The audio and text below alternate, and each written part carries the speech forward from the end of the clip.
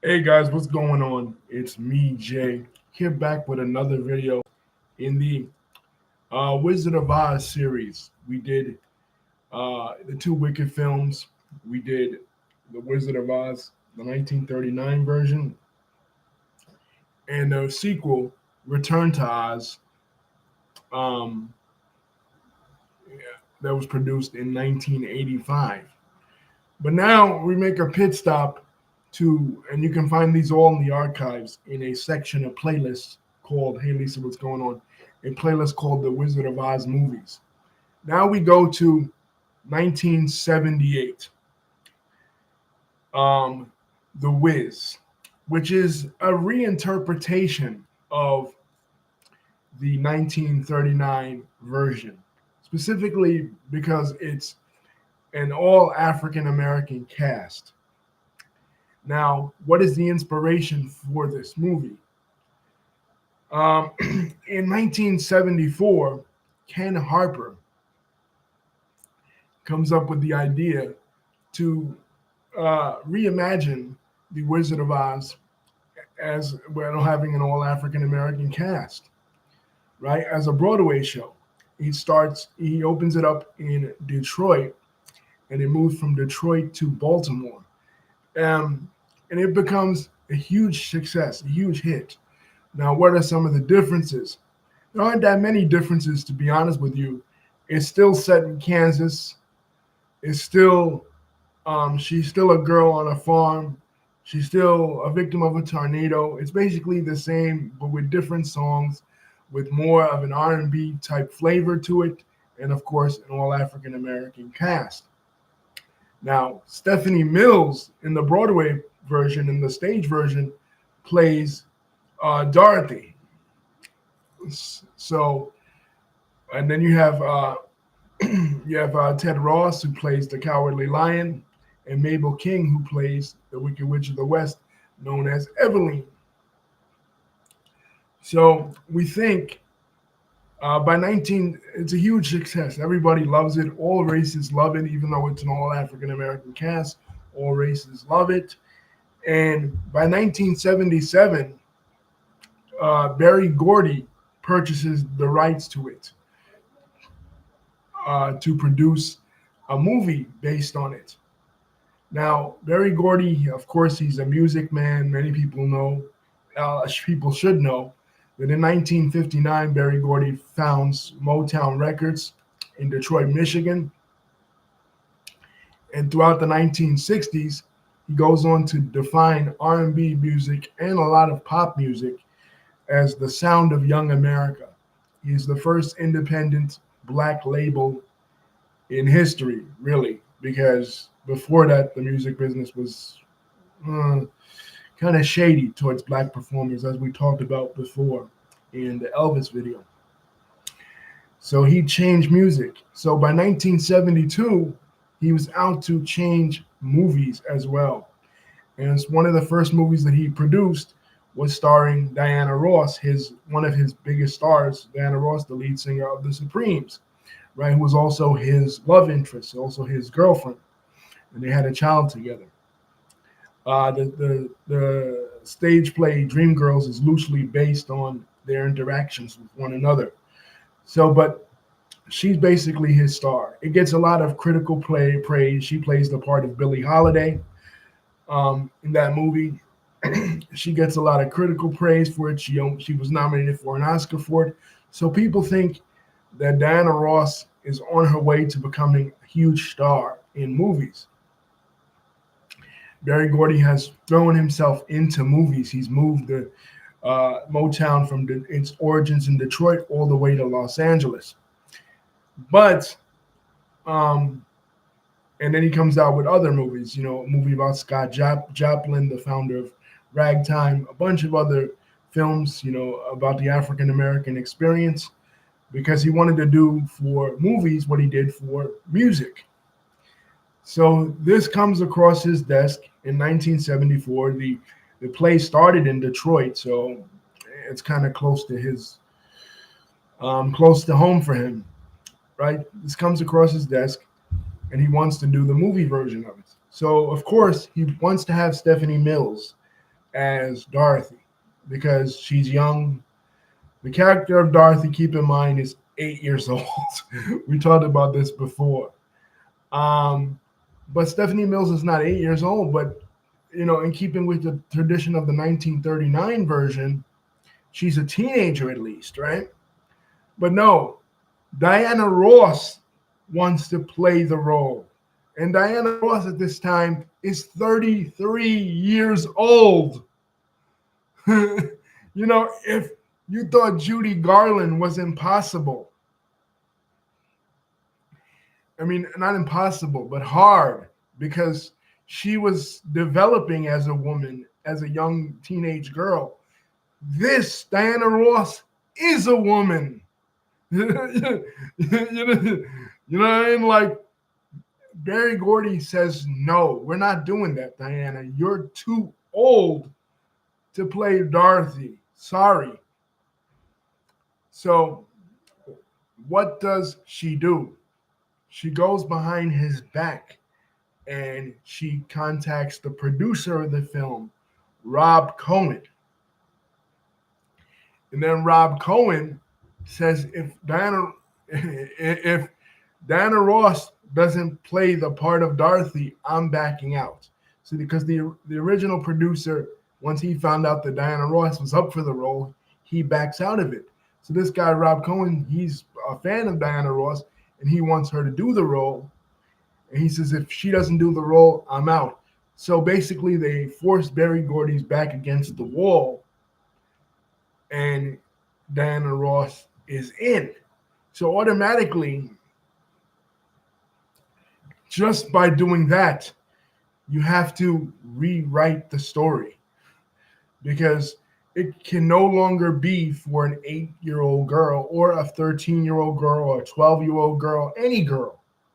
And like the story has to be written for a woman now because Diana Ross is so old.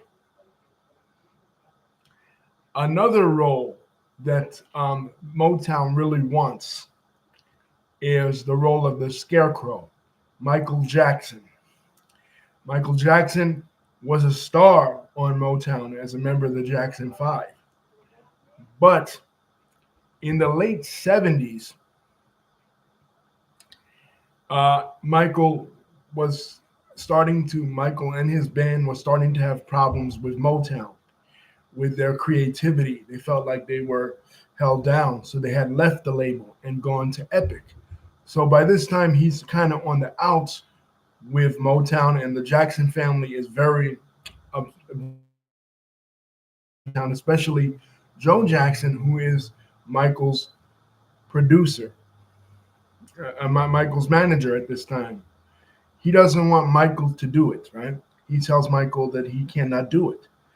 So what they do, the producers of the film do, is they arrange for Michael to have to move out to New York for a while the filming of the movie is going on. And this entices Michael, who initially didn't want to do the movie himself, right? He says, well, if I could have my own space and my own privacy, because all he wanted to do was get away from his father, he'll say, I'll sign up for it. I'll do it. So they fly Michael out to New York. They give him his own apartment in the middle of New York City and his own freedom and his own autonomy away from his father. This streak of independence is what ultimately emboldens him to become a soloist because he's already starting to come up with the concepts for his solo album that will come out a year later, Off the Wall, in 1979. And kind of his first move doing this film was like his first move to independence away from his dad's control, spending that time in New York filming this.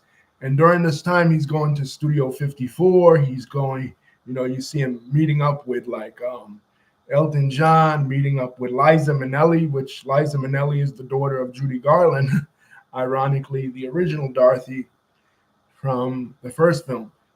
And one of the people that is working on the film as a music producer for it is Quincy Jones.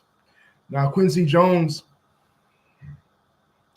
This is where he and Michael first meet, right? And Quincy Jones then becomes the producer of Off the Wall, Thriller, and Bad, Michael's first three albums.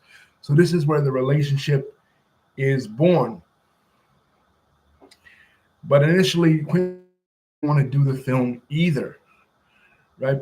But the guy they get as one of the directors for it, Sidney Lumet, is a friend of Quincy Jones, and Quincy Jones says, "Well, if Sidney Lumet is doing it, then I'll do it. I'll do it too." So they get the guy Sidney Lumet, and Quincy Jones does it. But Michael also has a condition as well, and his condition is that he has, besides having Quincy Jones work on it, also is he wants a solo in the play. I mean, the movie, which doesn't exist for the Scarecrow in the play. He wants a solo. So they give him You Can't Win, which is also produced by Quincy. And like I said, this is when he and Quincy Jones discover that they have magic together and they become a pair and they produce some of the best music out there. Now, who writes it? Now, this is where it becomes really interesting because they get Joel Schumacher to write it. Now, many people are familiar with Joel Schumacher's work, especially in the 90s. He did Batman Forever, and he did Batman and Robin, two of the worst Batman movies of the 90s. You know what I mean? But before that, he had done a lot of black movies like Car Wash, which stars Richard Pryor, which Richard Pryor is also in this one. And he had done, a few black films, but Car Wash is the biggest one. So he felt that a lot of changes had to be made from the play to the original play to the film. Major changes, the setting, a lot of the characters, especially the setting, especially some of the magical elements don't exist in the movie like they existed in the play. They move it away from Kansas into Harlem. They make the Emerald City like a nightclub. Have taxi cabs in it. They have a subway scene. It's just totally different from what we imagine the Wizard of Oz to be. It's not just a black cast. It's a complete, or with R&B type songs or soul type songs. It's a totally different story. But let's get into it. It starts off in Harlem, New York. Diana Ross is a school teacher. She's a school teacher from Harlem. She teaches kindergarten. And it's around Thanksgiving time. And basically her aunt, Annie M, called Annie M too, saying to her that she should branch out and that she should get a job teaching high school kids, and that she should her and Toto should get their own place. Basically, the aunt is telling her, listen, you're 30, she's 24 in the play, okay? The character is 24, but you're 24 years old. Why don't you move out? Get a better job and move the hell out. You know what I mean? So there's no place like home unless they kick you out, right? So they're having Thanksgiving dinner and she's in there crying, right? And then Toto runs off. There's no storyline like in the original where a lady's trying to take Toto away. Toto runs off and there's not a tornado, but a snowstorm. And it is a snowstorm that transports her to Oz. And when she gets to Oz,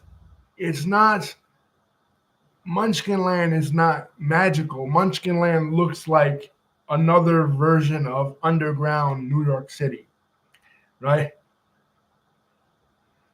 uh,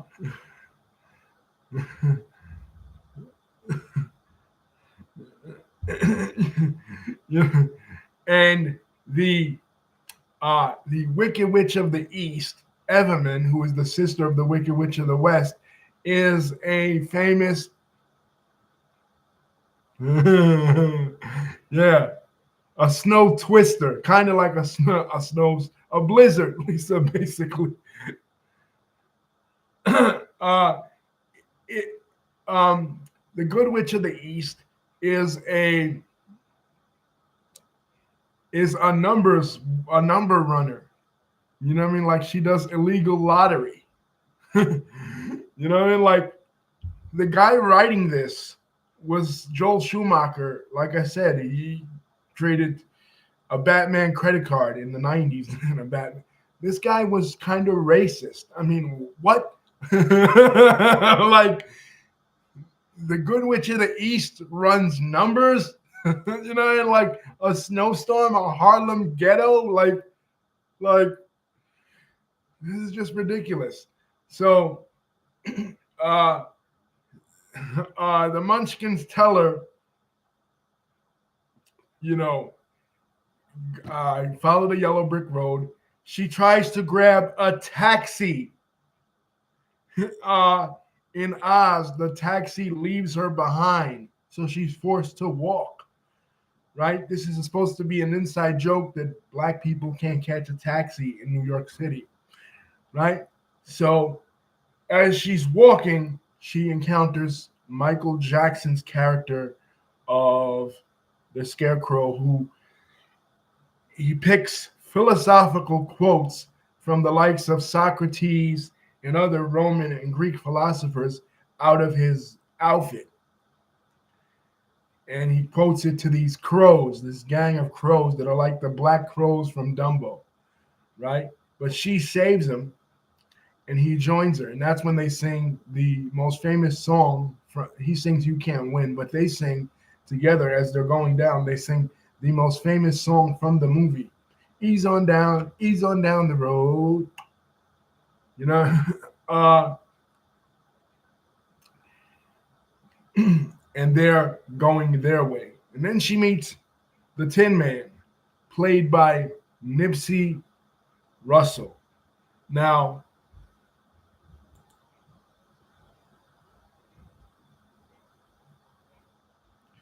he sings a song called What Do I Do? What would I do if I could feel? Now, the problem with this is that Nipsey Russell was not a singer.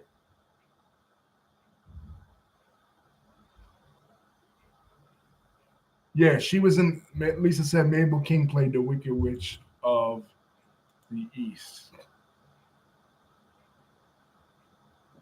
She was in the stage play though, Lisa, so she was good. Only two people came back from the stage play. That was Ted Ross, who played the Cowardly Lion, and her. So they were good with this. But Nipsey Russell, he was a good actor, a famous black actor at the time. Glinda the Good Witch is played by Lena Horne, of course, a famous black actor as well. But Nipsey Russell, he he couldn't sing. You know what I'm saying? He wasn't a singer. He didn't have musical ability. So the song that he sings, If I Could Feel, it sounds horrible, right? And then he sings another song, Slide Me Some Oil. you know, you know. And then they go down to this library structure, which is like, and in the library structure is the Cowardly Lion, played by Ted Ross, and his performance is pretty good, you know. And then of course they finally make it to. They don't experience the poppy seed scene. What happens to them is they go into the subway. And the subway starts to come alive and attack them. You know, and like they first almost get mugged, and then the subway comes alive and starts to the poles of the subway come alive and start to attack them. So that's how they get deterred, much like in the original that poppy seed scene. When they get to Emerald City, now the Emerald City is pretty cool because, like I said, it's like a nightclub, and like Richard Pryor, uh, who plays the part of uh, the Wizard of Oz, he'll say he'll say a specific color, like he'll say red, green, whatever. The the scene will change, which I thought was pretty cool. And there's so much elaborate dancers. The dancers will come out and they would start dancing. It was really cool. Like it was a really cool scene watching it. And of course, we know the story. The same thing, like Lisa saying, the Wicked Witch of the West. Mabel King.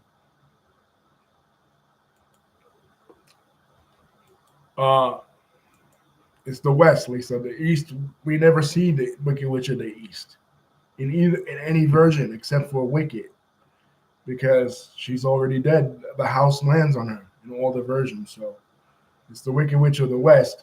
Of course, we know the story. She pours the water on her. The same story. They don't change anything there. But the slippers in the Wiz are silver. They stay true to the original in that the slippers are silver. No, it's cool. It's cool, Lisa. The only time we ever get to know the Wicked Witch of the East is through Wicked, through her as Nessa Rose. We don't know anything. No story really goes into the Wicked Witch of the East. But I knew what you meant though, the Wicked Witch of the West. Elphaba, which would be Elphaba. She's not green. In the Wiz, she is not green. She is not green in the Wiz. She is green in every other version, but in the Wiz, she is not green. Yeah,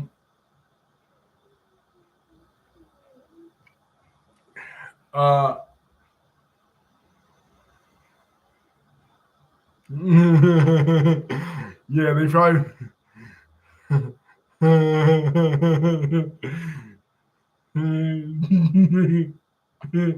they probably would do that now if they made a modern day version of it. Tim's wasn't a thing, I don't think, in the 70s. Maybe platform shoes, those big platform shoes that people used to wear in the 70s.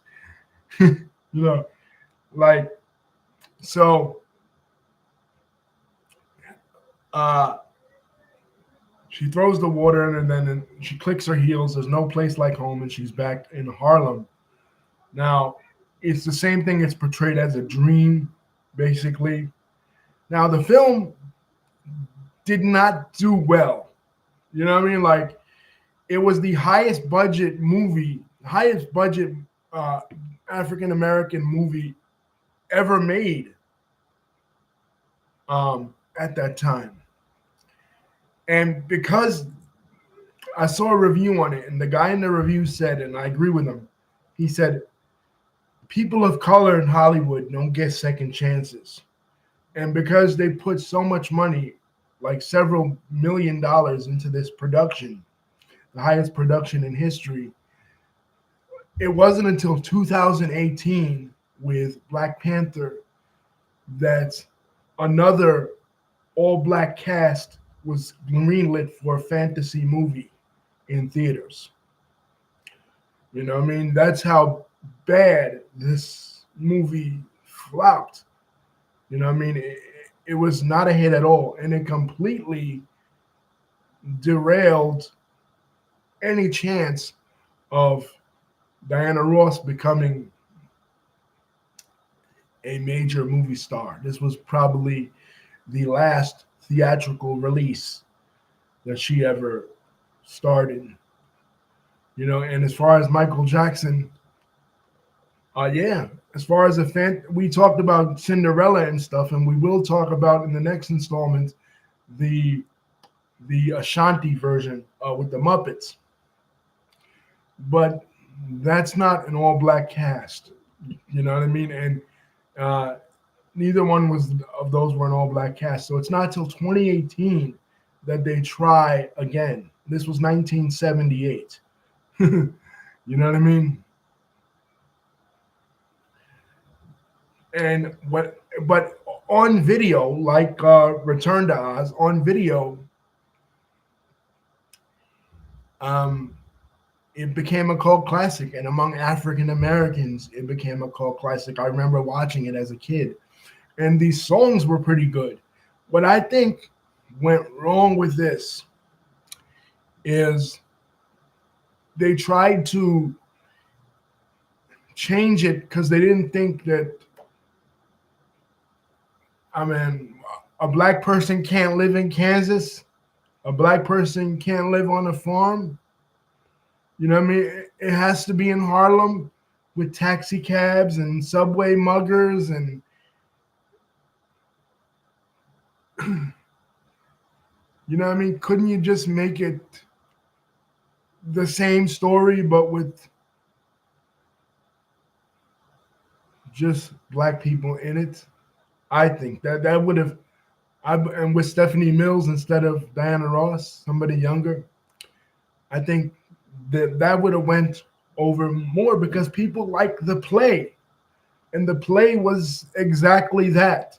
The play was The Wizard of Oz with black people, not this. You know,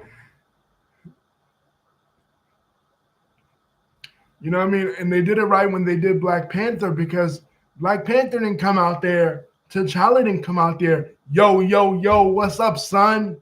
Like,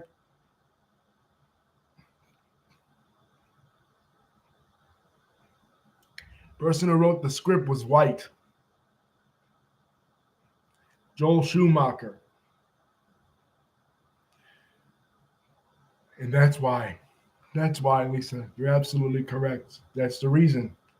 He put a bunch of stereotypes in there, a bunch of silly stuff, things that, oh, this is black. You know, you know, and like they don't live on farms; they live in Harlem. Like, you know, uh, they live in Harlem. You know what I mean? They ride the subway. You know, they don't know nothing about poppy fields. You know, and those are the two. And Michael Jackson, like Lisa and I said, he never got another movie role. I think partially because of his skin condition, but also because of this.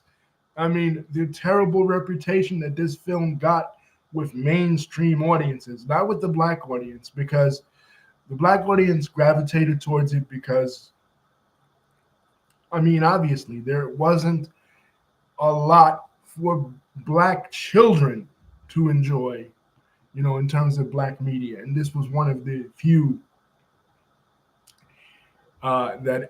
things that existed for black kids.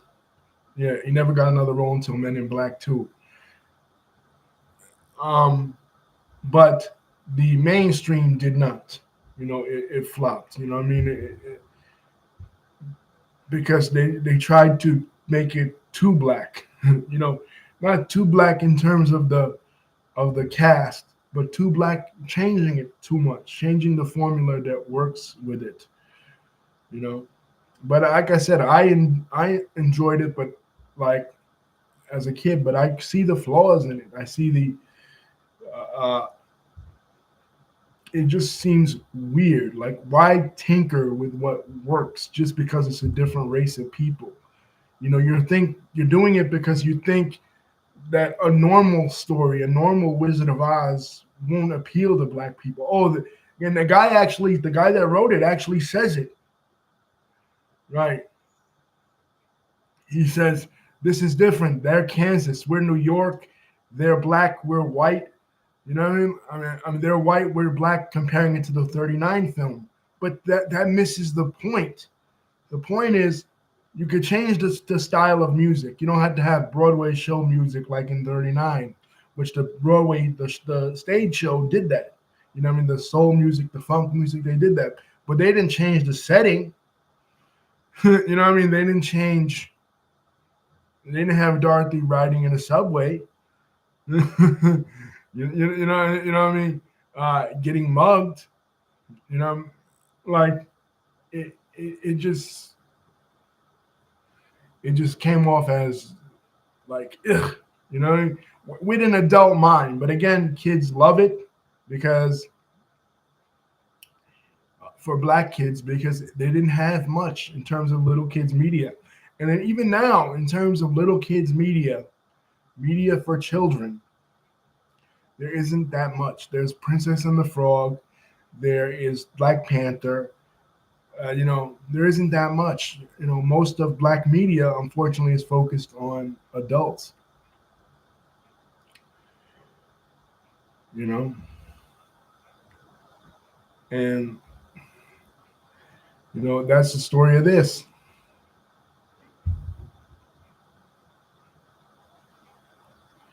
But it got a lot of NAACP awards. Best Direction, Outstanding Actor in a Motion Picture, Michael Jackson. Best Fantasy Film, Best Actress, Diana Ross. So some people did like her. For the makeup, Stan Winston, he got it. So it's a difference in interpretation among black people and white people in how they perceive the film. Now, there was supposed to be a remake of it, a hip hop remake of it, but that one was shelved. But there was, and it was supposed to have like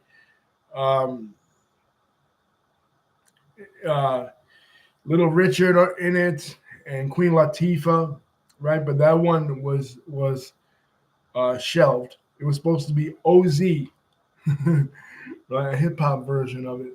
But in 2014, on TV, because it was the original concept for it was not a movie but a television show produced by NBC Universal.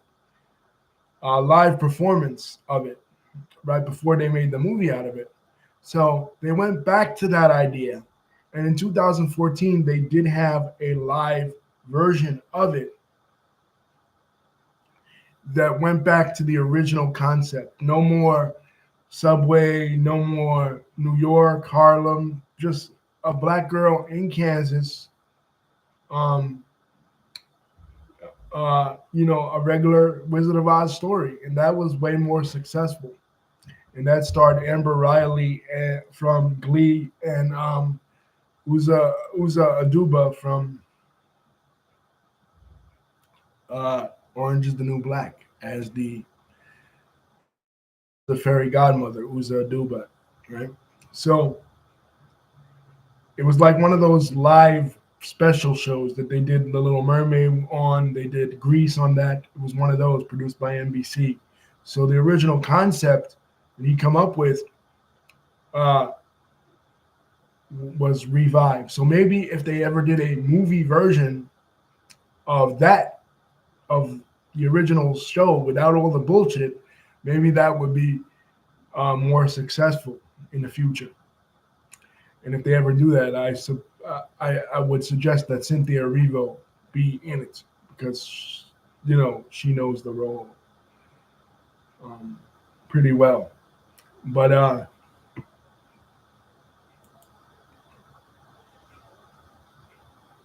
that's The Wiz.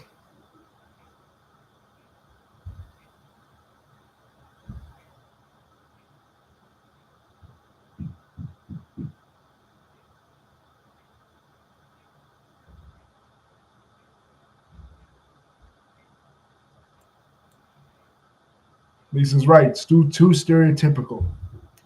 So the next one we're doing is what becomes of that hip hop version.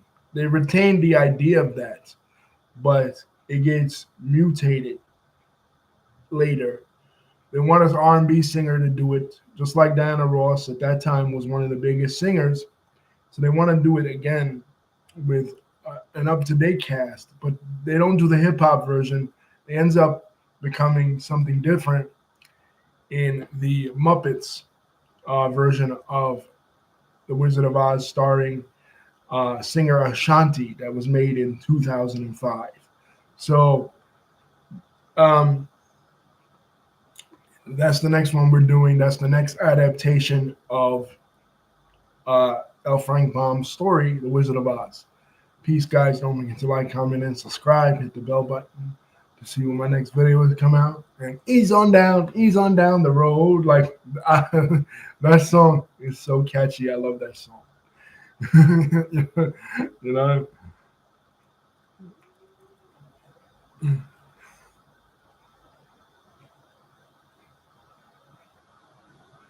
Lisa said she never saw the 2014 version of The Wiz.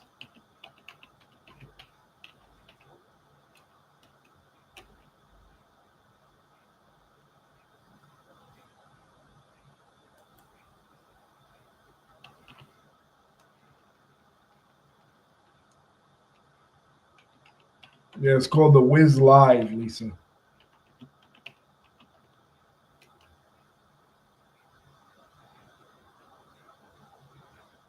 It's 2015. Sorry, my bad. 2015.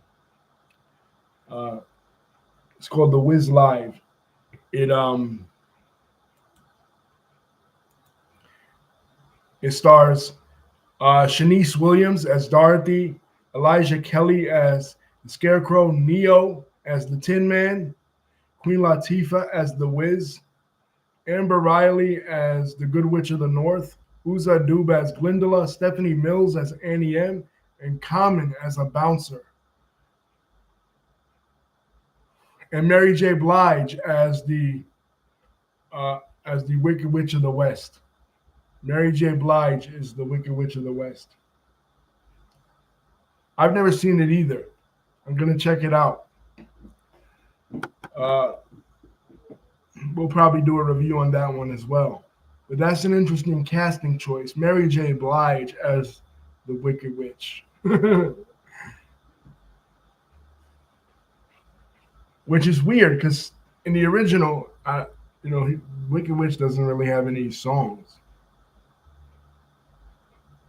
He has 2015. So they never do a hip hop version really of it, but this version, from what I hear, I didn't see it, but neither Lisa and I have seen it.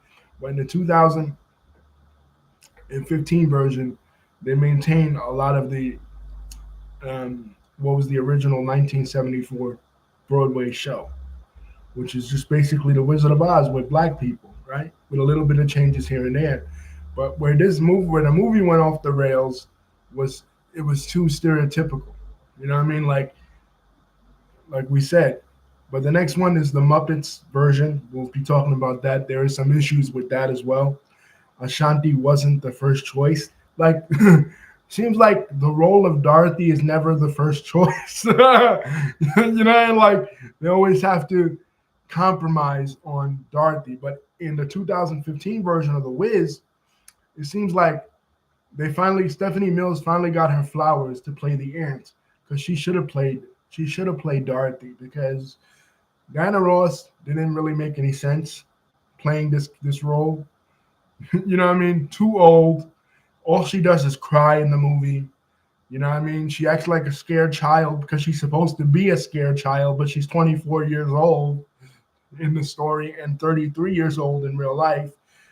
But she bribed them, and she was one of the ways that they got Michael Jackson, besides giving him his own place, because she was in a relationship with Michael at the time. People pretty much, true Michael Jackson fans know this, that Michael Jackson and Diana Ross, especially when he was living in New York filming The Wiz, he was in a relationship with Diana Ross, a physical relationship, which is kind of nasty because, well, she knew him as a kid. Like, Diana was kind of grooming him, like, kind of, seems like. You know what I mean? Like, the weirdness that is Hollywood. But, and then he started going out with Stephanie Mills. So there was kind of that professional jealousy there, too, with regards to this role. So it plays a part. But The power play that Diana Ross made to get this role fucked up the role. you know, you know what I mean? It fucked up the role totally. Barry Gordy was right. You can't be Dorothy at, at 33 years old. Doesn't make sense. But what happens to Diana Ross on the set of the movie is one of the scenes where she gets, where the light shines in her face, she gets the light is so bright that it blinds her for a while. So just like in the 39 version, it's like there's mishaps on the sets, with the technology, and with Michael Jackson, he had a hard time removing the scarecrow costume. He really didn't like that either. You know what I mean? So it just it was a disaster. But as far as Dorothy's age, the only time they ever got it right was Return to Oz, and in the Broadway play version of uh, the Wiz. Dorothy should be a young girl. Dorothy should not be an adult, because it doesn't make sense then. You know what I mean? Because the whole point of Dorothy's journey is that she learns to responsibility. She learns to handle situations on her own. If you're an adult, you should already know these things. This is why it doesn't it doesn't add up that Dorothy would be a grown up. That's like making Peter Pan a grown up. And if you do that, like they do that in Hook, you have to change the story fundamentally, which is what they did in Hook and which is what they did here. You know, you know. So we'll be talking about the Ashanti one next. Peace, guys. Thank you, Lisa, for contributing.